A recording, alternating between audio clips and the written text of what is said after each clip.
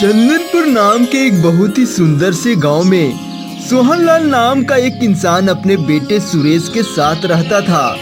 सुरेश बहुत ही कामचोर और आलसी था। वहीं उसके पिताजी सोहनलाल उतना ही मेहनती थे। सुरेश की माँ काफी समय पहले ही गुजर गई थी।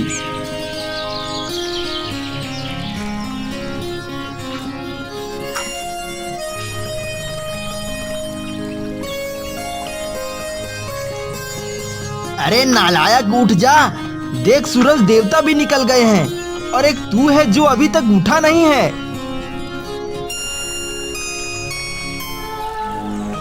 हाँ हाँ, उठ गया पिताजी। कितना बोलते हो? थोड़ी सी देर क्या हो जाती है, लगते हो चिल्लाने के लिए। सुन, मुझे देर हो रही है। मैं जमींदार जी के यहाँ जा रहा हूँ। तुम खाना बनाकर खा लेना। हाँ हाँ, ठीक है ठीक है।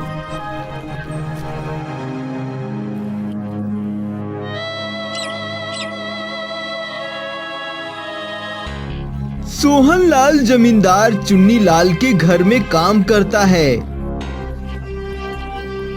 आओ आओ सोहन, आओ। खाना पीना खाए हो या फिर वैसे ही आ गए? क्या बताऊं मालिक, सुरेश को उठाते उठाते देर हो गई। खाना भी नहीं बना पाया। अच्छा, कोई बात नहीं, आओ हमारे साथ खा लो। चुन्नीलाल और सोहनलाल दोनों साथ में भोजन करने लगते हैं। खाना खाने के बाद सोहनलाल बैलों को धोता है और बैलों को चारा लगाने लगता है। मालिक, अभी मुझे घर जाना होगा। पता नहीं मेरा बेटा उठा होगा या नहीं। अच्छा अच्छा, ठीक है, तुम जाओ।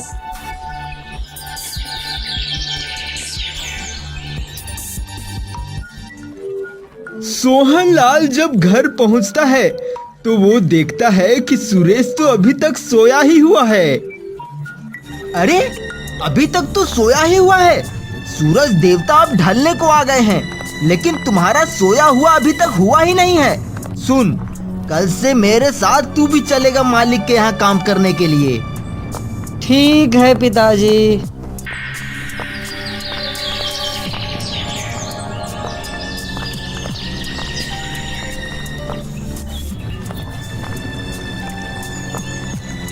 अरे उठो और हाथ मुंह धो लो। आज मालिक चुन्नीलाल जी के यहाँ काम करने के लिए जाना है। सुरेश मन में सोचता है, पता नहीं मालिक के घर में कितना काम करना होगा। ये सोचकर सुरेश ने पेट दर्द का बहाना बना लिया। पिताजी, पिताजी, आज मेरे पेट में बहुत दर्द हो रहा है पिताजी। आज रहने दीजिए पिताजी, कल से मैं चला जाऊंगा पिताजी। अच्छा अच्छा, ठीक है, आराम करो। सोहनलाल जमींदार चुन्नीलाल के घर चला जाता है और काम खत्म करने के बाद शाम को सोहनलाल जब घर वापस आता है तो देखता है कि सुरेश घर का एक भी काम नहीं किया रहता और सारा सामान जैसा तैसा फेंका हुआ है। बेटा, आज मैं शहर की ओर जा रहा हूँ। मैंने तेरे लिए करेले की सब्जी बना दी है। करेले की सब्जी खाने से तेरा पेट दर्द कुछ कम हो जाएगा। सोहनलाल वहां से चला जाता है और इधर सुरेश रोज रोज करेले की सब्जी खा खा कर तंग आ गया हूँ। आज कुछ चटपटा बनाता हूँ। सोहनलाल शहर की ओर जा रहा था कि तभी रास्ते में उसे जमींदार चुन्नीलाल जी मिलते हैं। क्या भाई सोहन, कहाँ जा रहे हो? जमींदार साहब, मैं तो शहर की ओर जा रहा था। घर में थोड़ा चावल दाल खत्म हो गए हैं। सुनो भाई सोहन, तुम आज शाम को मेरे घर आ जाना। आज मेरे घर में छोटा सा पार्टी है और घर आते वक्त मेरे यहाँ से कुछ चावल दाल लेते आना। और हाँ, अपने बेटे को भी साथ लेकर आना। ठीक है जमींदार साहब, आज शाम को मैं आ जाऊंगा और अपने साथ अपने बेटे को भी ले आऊंगा। और इधर सुरेश अपने लिए चटपटा सब्जी बना रहा था। अरे वाह, कितनी अच्छी खुशबू आ रही है। मेरे तो अभी से मुंह में पानी आ रहा है। मैं तो परेशान हो गया था रोज रोज करेले की सब्जी खा खा कर। आज ये चटपटा सब्जी खाकर मेरे आत्मा को शांति मिलेगी। और इधर से सोहनलाल अपने घर के दरवाजे पर पहुंचता है और उसे चटपटे सब्जी की खुशबू आती है। ये चटपटी सब्जी की खुशबू, और वो भी मेरे घर से आ रही है। लेकिन ये कैसे हो सकता है? मेरे बेटे के पेट में तो बहुत दर्द था। तब सोहनलाल खिड़की के पास जाकर देखता है। अच्छा, अब मैं सब समझ गया। सुरेश काम के डर से बहाना बनाता है। अब तू रुक जा बेटा, मैं भी तुम्हारा बाप हूँ। अब बस तू देखता जा, मैं तुमसे किस तरह से काम करवाता हूँ। मैं तो अभी जा रहा हूँ, शाम को वापस लौटकर बताता हूँ तुझे। शाम होते ही सोहनलाल पार्टी से घर आता है। पिताजी, आज आपको आने में इतनी देर कैसे हो गई? और आप खाना कब बनाओगे और मैं कब खाऊंगा? अरे बेटा, आज तो मैंने खा लिया। जब मैं शहर की ओर जा रहा था ना, तो रास्ते में मुझे चुन्नी लाल जी मिल गए और उन्होंने शाम को खाने के लिए बुला लिया, क्योंकि आज उनके घर में एक छोटा सा पार्टी था। और तुझे पता है, खाने में जिलेबी, रसगुल्ले, समोसे, पनीर, रोटी, ये सब खाकर मुझे मजा आ गया। काफी दिनों बाद मैंने ऐसा खाना खाया था, इसलिए मेरा पेट थोड़ा भर गया है बेटा। क्या पिताजी, इतनी सारी चीजें थी, रसगुल्ले, जिलेबी, पनीर, रोटी, लेकिन आप मेरे लिए कुछ भी नहीं लेके आए। अरे बेटा, तूने बोला था ना कि तुम्हारी तबीयत बहुत खराब है, इसलिए मैं लेकर नहीं आया। क्योंकि ये सब तेल का खाना था। अगर तुम ये तला हुआ खाते तो तुम्हारी तबीयत और ज्यादा खराब हो जाती और फालतू में मेरे दवाई में पैसे खर्च हो जाते। चिंता मत करो, मैं आज अच्छी चावल लेकर आया हूँ, तो तुम उन्हें उबाल कर खा लेना। आज मुझे बहुत नींद आ रही है, क्योंकि इतना अच्छा खाना खाकर अब मुझे बहुत तेज नींद ही आएगी ना। हे राम, ये मैंने क्या कर लिया? मेरे हाथ से जलेबी, रसगुल्ले, पनीर, रोटी ये सब चले गए। मैंने तो खुद ही अपने पैरों पे कुल्हाड़ी मार ली। अब मुझे ये बकवास चावल उबाल के खाने होंगे।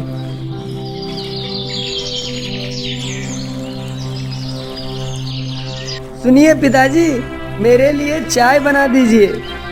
अब से हमारे घर में करेले के जूस बनेंगे और आज हम दोनों करेले का जूस ही पिएंगे।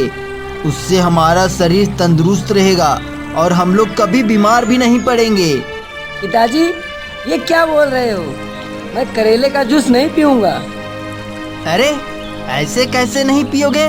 मैं ये सब तुम्हारे लिए ही तो कर रहा हूँ, क्योंकि तुम्हारी तबीयत बहुत खराब रहती है ना, और मैं ये नहीं चाहता कि मेरा बेटा ऐसा ही बीमार रहे। सोहनलाल वहाँ से जमींदार के घर काम करने आ जाता है और बैठकर सोचने लगता है। आज किसी तरह बहाना तो बनाना ही पड़ेगा, ताकि सुरेश काम चोरी करना बंद कर दे। शाम होते ही सोहनलाल अपने घर वापस आ जाता है। सुनिए पिताजी, आज खाने में क्या बनाओगे? आज करेले का भुजिया बनेगा और तुम्हें कुछ दिन तक यही सब खाना पड़ेगा। नहीं नहीं पिताजी, मैं करेले का भुजिया नहीं खाऊंगा। तुम्हारे बोलने से थोड़ी ना काम चलेगा, ये सब तो तुम्हें खाना ही पड़ेगा, क्योंकि मैं अपने बेटे को इस तरह बेड पर पड़े नहीं देख सकता। लेकिन आप क्या खाएंगे पिताजी? मैं तो आज अपने दोस्त के घर जा रहा हूँ। आज मेरे दोस्त के बेटे का छठियारी है, तो मैं वहीं जाऊंगा। मेरे दोस्त ने बोला था कि अपने बेटे को भी लेते आना, लेकिन तुम्हारा तबीयत तो खराब है, इसलिए तुम अभी यही सब खाओ और अपना ध्यान रखो।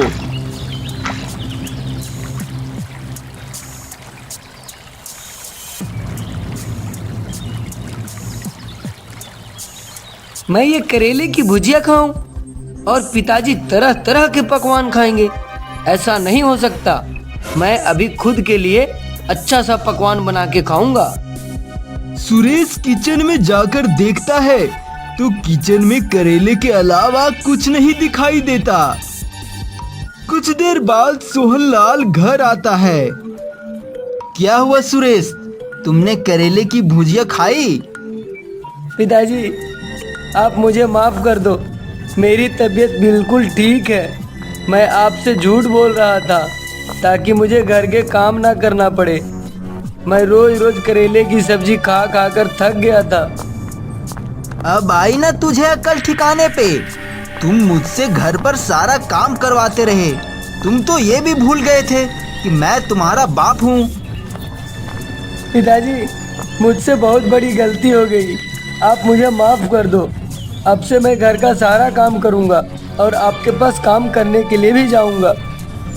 और तू ये मत सोचना कि मुझे कुछ पता ही नहीं था। मुझे सब कुछ पता था कि तुम काम के डर से ये सब बहाना बनाते थे। क्या आप सब कुछ जानते थे पिताजी? हाँ, मुझे सब कुछ पता था। जिस दिन मैं शहर जा रहा था तो मुझे रास्ते में चुन्नी लाल जी मिले थे और उन्होंने ही मुझे घर पर बुलाया था। इसलिए मैं उस दिन घर वापस आ गया था और उस दिन ही मैंने तुम्हें स्वादिष्ट खाना बनाते हुए खिड़की से देख लिया था। मुझे माफ कर दीजिए पिताजी। और इस तरह से सोहनलाल और सुरेश दोनों अब चुन्नी लाल के घर में काम करने लगे।